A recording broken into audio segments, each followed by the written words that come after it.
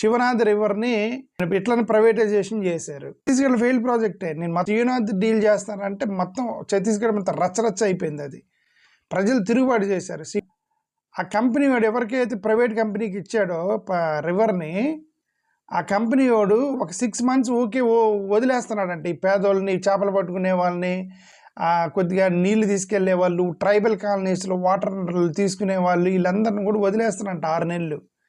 ఎప్పుడు వర్షాకాలంలో. మిగతా 6 నెలలు దగ్గరికి రానియట్లేదట. వాటర్లో చుక్క కూడా నీళ్ళు తీసుకోనిట్లేదు. ఎందుకంటే అది ప్రైవేట్ వాడి చేతిలోకి పోయింది.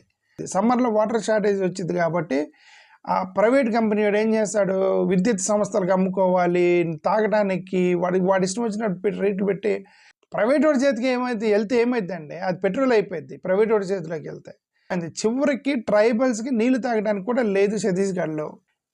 చూడండి, privatisation of Shivnath river had negative impacts on Durg people. Economy in Durg faced a near total collapse. Chandrababu Naidu garu నిన్న ప్రజెంటేషన్ ఇచ్చింది, ఎకానమీ పెరిగిద్దని ఇచ్చారు కదా ప్రజెంటేషను. ఈ ప్రైవేటైజేషన్ వల్ల ఛత్తీస్గఢ్లో ఆ విలేజ్లు ఏవైతే ఉన్నాయో ఎకానమీ టోటల్గా కొలాప్స్ అయిపోయిందంట. ప్రైవేట్ వాళ్ళ చేతిలోకి వెళ్తే నీళ్ళు లేవు, మా దగ్గర షార్టేజ్ వచ్చిందని నీళ్ళు వదలరు. మీరు ఒక మాట అన్నారు, నీళ్ళు ఇస్తేనే డబ్బులు ఇస్తా అన్నారు. నీ డబ్బులు వద్దు నాకు, నువ్వు నాకు ఇవ్వద్దని నీళ్ళు లేవని చెప్తాడు. నీళ్ళు లేవని చెప్తే పంట పొలాలు మొత్తం ఎండగొట్టేస్తారు. ఎండగొట్టిన తర్వాత వచ్చి, అరే మీ పంట పొలాల్లో మొత్తం బీడు భూములు అయిపోయినాయి, మీకు మీ వల్ల కాదని చెప్పేసి ప్రైవేట్ కంపెనీకి అమ్మండి అని చెప్పి ఆ రైతుల దగ్గర భూములు మొత్తం కొనేసి పెద్ద కుట్ర జరిగితే ఎవడండి దాన్ని కాపాడేది రైతుల్ని?